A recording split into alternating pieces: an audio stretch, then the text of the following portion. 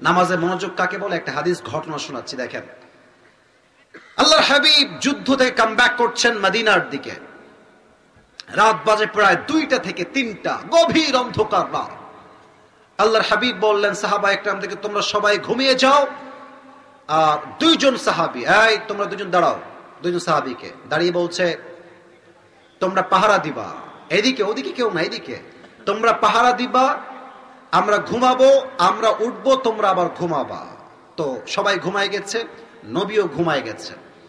2জন সাহাবী পাহারায় আছে। তো একজন সাহাবী ডাক দিয়ে বলছে, ভাই এক কাজ করেন, আপনিও ঘুমায় যান, আমি পাহারা দেই, একটু পরে আমি উঠে যাব, আপনি ঘুমায় যাবেন, উভয়ের সমান সমান হবে, উভয়েরই ঘুম হবে, নো প্রবলেম এট অল, আপনি ঘুমায় যান। তাহলে বাকি থাকলো আর কয়জন? বলেন সবাই, কয়জন? একজন। তো ও বসে আছে পাহারা দেওয়ার জন্য। হঠাৎ করে সে ভাবছে যে বসে থেকে কি করব, নামাজে দাঁড়ায় যাই। আল্লাহু আকবার। নামাজ দাঁড়ায় গেছে, লম্বা একটা দেহ। দূর থেকে কাফেররা দেখছে একজন বিশাল লম্বা দেহের মানুষ, দূর থেকে আবজা আবজা, স্পষ্ট দেখা যায় না। কাফেররা কেউ বলছে এটা গাছ দাঁড়িয়ে আছে, আবার কেউ বলছে মানুষ দাঁড়িয়ে আছে। এক কাফের ডাক দিয়ে বলছে, শোনো, এটা কি গাছ না মানুষ চেক করবার জন্য তীর নিক্ষেপ করো। বিশাল দূর থেকে এইম করে তীর নিক্ষেপ করেছে। প্রথম তীর তার ডান বাহুতে এসে লেগেছে। বাট নামাজে এতটা মনোযোগ ছিল, তীরের আঘাত যে লেগেছে, নামাজের স্বাদ এত বেশি ছিল, প্রথম তীরের আঘাত সে টেরও পায় নাই। জোরে পড়েন সবাই সুবহানাল্লাহ। কাফেররা বলছে আবার তীর মারো, আবার এইম করে বিশাল দূর থেকে তীর মেরেছে ওই সাহাবীর পিঠে। আবার একটা তীর এসে ওই সাহাবীর বাম দিকে ঢুকে গেছে। তখন রক্ত গল গল করে আল্লাহর জমিনে রক্তগুলো পড়তে শুরু করেছে। ওই সাহাবী নামাজ জলদি শেষ করে দিয়েছে। নামাজ শেষ করে আরেকজন যে সাহাবী ঘুমিয়ে আছে তাকে ডাক দিয়ে বলছে, ভাই ওঠো ওঠো। ওই সাহাবী উঠে দেখছে অবাক করা অবস্থা, তার 2 পেটে 2 তীর ঢুকে আছে, রক্তগুলো গল গল গল গল করে পড়ছে। ওই সাহাবী ডাক দিয়ে বলছে, ভাই কি হলো, কেমনে এইটা হলো? এই সাহাবী ডাক দিয়ে বলছে, ভাইজান আমি যখন নামাজ দাঁড়ায় গেলাম, প্রথম তীর মেরেছে, আমি টেরই পাই নাই। সেকেন্ড তীর যখন মেরেছে, রক্তের ফোঁটা গলতে গলতে আমার পাপ দিয়ে চলে আসছে। আমি চিন্তা করলাম নামাজের মাঝে এমন আমার স্বাদ ছিল, আল্লাহর নবীর জীবন যদি আমার দায়িত্বে না থাকতো, নামাজে এত স্বাদ ছিল আমার। সাহাবা একরামরা বলছে, যদি আমার পিঠে হাজার হাজার তীর নিক্ষেপ করা হতো, যতক্ষণ পর্যন্ত আমার রুহে একটা জান ছিল, ততক্ষণ পর্যন্ত আমি নামাজটাই ছাড়তাম না।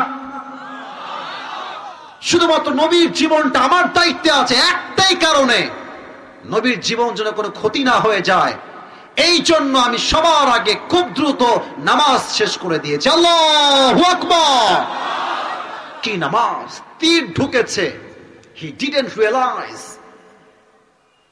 he didn't feel that pain, যে এখানে তীর আছে, এখানে তীর আছে। নামাজ কতটা মনোযোগ ছিল তাদের। আমার প্রিয় নবীজি যেদিন অসুস্থ হলেন, জীবনের শেষ মুহূর্ত, ইন্তেকালের দিনে, ফজরের সময় নবীজির এশারের সময় প্রচন্ড জ্বর। আল্লাহর হাবিব জ্বরে বিছানার থেকে উঠতে পারছেন না। কয়টা হাদিস বলবো নামাজ নিয়ে আপনাদেরকে। ওয়াজ শুনবেন না আজকে আপনারা সবাই? যদি আমি একটু 12টার পরে ওয়াজ করি, থাকবেন না আপনারা সবাই? আমি টাইম দিয়েছি 12টা পর্যন্ত, অর্থাৎ 1 ঘন্টা। বাট আসলে কি জানেন, সব জায়গায় নিয়ম দিয়ে ওয়াজ হয় না, মাঝে মাঝে ভালোবাসার জন্য নিয়মটা ভাঙতেও হয় যুবক ভাইয়ারা। আল্লাহর হাবিব জ্বরে এতটা কষ্টে আছেন, নামাজ পড়তে যে উঠবেন শক্তি নাই, শুয়ে আছে জ্বরে। আবু বকর রাদিয়াল্লাহু তাআলা আনহু নবীর অপেক্ষা আছে, নবী কখন আসবে নামাজ পড়াবার জন্য। দাঁড়িয়ে দাঁড়িয়ে অপেক্ষা করতে করতে নবীজি নামাজ পড়াতে আসছেন না। আবু বকর নিজে ইমাম হয়ে দাঁড়িয়ে গিয়েছে। আল্লাহু আকবার। কিরাত পড়ছে নামাজের মাঝে, আলহামদুলিল্লাহি রাব্বিল আলামিন আর রহমানির রহিম মালিকি ইয়াউমিদ্দিন ইয়াকা না'বুদু ওয়া ইয়াকা নাস্তাঈন ইহদিনাস সিরাতাল মুস্তাকিম। এই মধুর কণ্ঠে তেলাওয়াত করছেন আর নবীর কানে সে আওয়াজ গিয়েছে। নবীজি ডাক দিয়ে বলছেন, আয়েশা নামাজ কে পড়াচ্ছে আমাকে বলো। আয়েশা ডাক দিয়ে বলছে, রাসূলুল্লাহ ইয়া হাবিবাল্লাহ, নামাজ আমার প্রিয় আব্বাজান পড়াচ্ছে। বলছে এদিকে আসো, আমার কাছে আসো, আমাকে একটু উঠাও। নবীজির পিঠে হালকা হাত দিয়ে আয়েশা উঠিয়েছে। জানালার কাছ থেকে নবীজি দেখছে জামাতে নামাজ পড়ছে। নবীজির দুই চোখ বেয়ে বেয়ে বেয়ে বেয়ে পানি পড়ছে। আয়েশা বলছে, নবী হে, আপনার দুই চোখের কোঠায় পানি কেন? সাহাবায়ে কেরাম তো নামাজই পড়ছে, আপনি কাঁদছেন কেন? আল্লাহর হাবিব বলছেন, এই যে জামাতের নামাজটা আমি নবীজি দেখছি, এই জামাতকে কায়েম করবার জন্য আমি নবীজির বিনিময়ে, রক্তের বিনিময়ে, শহীদ হওয়ার বিনিময়ে আল্লাহর জমিনে আল্লাহর জামাত কায়েম হয়েছে। যুবক ভাইরা, ঠিক কিনা বলে? আমি সেই জিনিসটা দেখে কষ্টে হাসছি না, আমি সুখে হাসছি যে আমার আল্লাহর দেওয়া বিধান জামাত কায়েম হয়ে গেছে। এশারের নামাজ হয়ে গেল, ফজরের নামাজের সময় আসলো। ঠিক ফজরের নামাজের পরে জিবরাইল আসছে, এসেই দরজায় দাঁড়িয়ে আছে। বলছে, জিবরাইল আসো ভেতরে, আহলান সাহলান, এদিকে আসো। এসেই বলছে, আসসালামু আলাইকা ইয়া রাহমাতাল লিল আলামিন, নবী হে, আপনার উপর সালাম। আল্লাহ নিজেই আপনাকে সালাম পাঠিয়েছে। নবী, আপনি কেমন আছেন? নবীজির গায়ে প্রচন্ড জ্বর, জ্বরে আক্রান্ত প্রিয় নবীজি। নবীজি কি বলছে আপনারাও বলবেন। নবীজি বলছে, আলহামদুলিল্লাহ। আপনারা এইভাবে বলবেন, জোরে বলেন। আপনারা সবাই কেমন আছেন? আপনারা সবাই কেমন আছেন ভাই? মেসেজ কি? খারাপ থাকি আর ভালো থাকি, টাকা থাক বা না থাক, অভাব হোক কিংবা সুখ হোক, অলওয়েজ সবাইকে পড়তে হবে আলহামদুলিল্লাহ। এবার জিবরাইল বলছে, নবী হে, আমি তো আজকে একা আসি নাই, মেহমান আসছে। মেহমান? মেহমানটা আবার কে? নিয়ে আসো, যাও। মেহমান আসছে। এসেই বলছে, আসসালামু আলাইকা ইয়া রাহমাতাল লিল আলামিন, নবী হে, আপনার উপর সালাম। আনা মালাকুল মউত, আমি রবের পক্ষ থেকে প্রেরিত মালাকুল মউত, আল্লাহ আমাকে পাঠিয়েছে ইয়া রাসূলুল্লাহ। তবে নবী, একটা কথা আপনাকে আগেই বলে ফেলি, আপনি পৃথিবীতে প্রথম মানুষ যাকে আমি আজরাইল নিজে সালাম পেশ করেছি।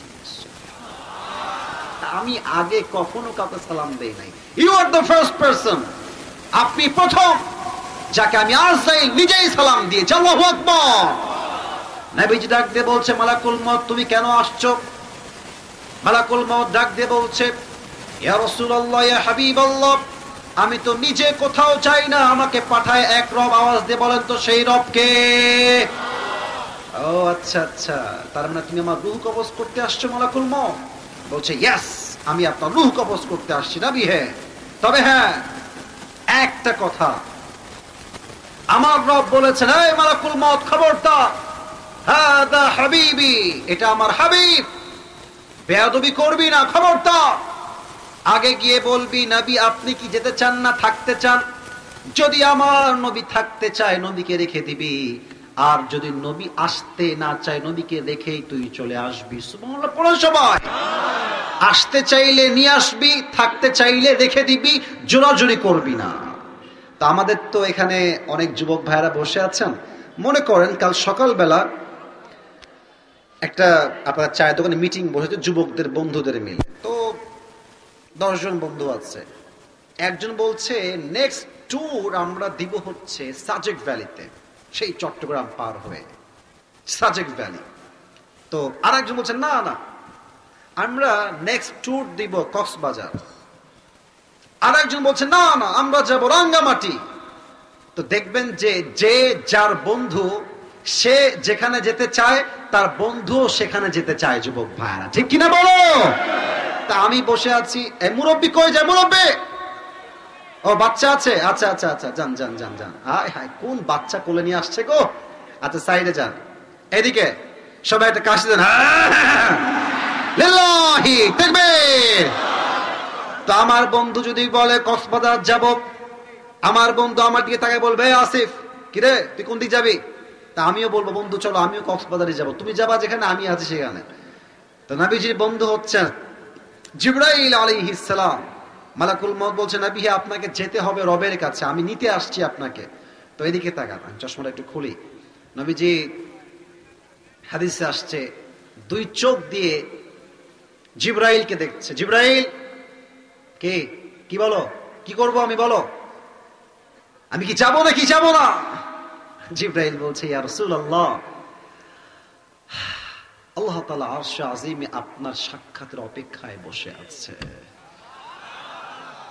আপনি গেলেই ভালো হয়। নবীজি বলছে, তাই নাকি, যেতেই হবে? ঠিক আছে। আইনা আয়েশা, আমার কলিজার টুকরা বউ আয়েশা কোথায়, এদিকে চলে আসো জলদি করে। আয়েশা রাদিয়াল্লাহু তাআলা আনহা দৌড়ে দৌড়ে আসছে। কি হয়েছে ইয়া রাসূলুল্লাহ, ইয়া হাবিবাল্লাহ, কি হয়েছে আপনার? এত জরুরি ডাক কেন আপনি আমাকে দিয়েছেন ইয়া রাসূলুল্লাহ? বলছে, আচ্ছা আয়েশা, তোমাকে যে আমি কয়েকদিন আগে কয়েক টুকরা স্বর্ণ দিয়েছিলাম, এই স্বর্ণগুলো কোথায়? বলছে, খুব যত্নে রেখেছি নবী হে, আমার ডয়ারে রাখা আছে আলমারিতে। বলছে, যাও, গো ব্যাক, ফিরে যাও, সব নিয়ে আসো এখনই। নিয়ে আসছে সব স্বর্ণ হাতে করে, কয়েক টুকরা স্বর্ণ। It's a very little bit, খুবই কম, নট এ বিগ, একদম ছোট্ট একটা অংশ। নবীজি বলছে, যাও, এটা এখনই আল্লাহর রাস্তায় দান করে দাও। নবী, থাক না, এটা আমার কাজে আসবে, ফাতেমার কাজে আসবে, আমাদের সবার কাজে আসবে, থাক না বাসায়। নবীজি বলছে, আয়েশা, আমি আমার রবের সঙ্গে এমন অবস্থায় সাক্ষাৎ করতে চাই যে অবস্থায় আমি নবীর কাছে এক চুল পরিমাণ কোন সম্পদের পাহাড় ছিল না। সুবহানাল্লাহ।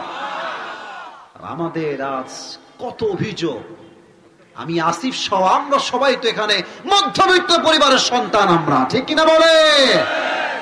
আরো চাই, আরো দাও। সাইকেল থাকলে বাইক চাই, বাইক থাকলে কার চাই, কার থাকলে বিএমডব্লিউ চায়, বিএমডব্লিউ থাকলে হেলিকপ্টার চায়, হেলিকপ্টার থাকলে জেট প্লেন, পার্সোনাল বিমান চায়। চাওয়ার কোনো শেষ নাই।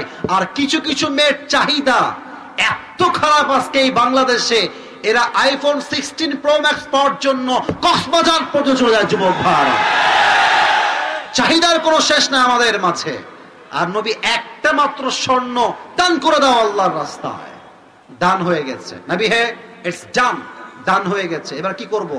বলছে, তুমি চলে যাও এখান থেকে, মালাকুল মউত আসো, আমার রূহ কবজ করো।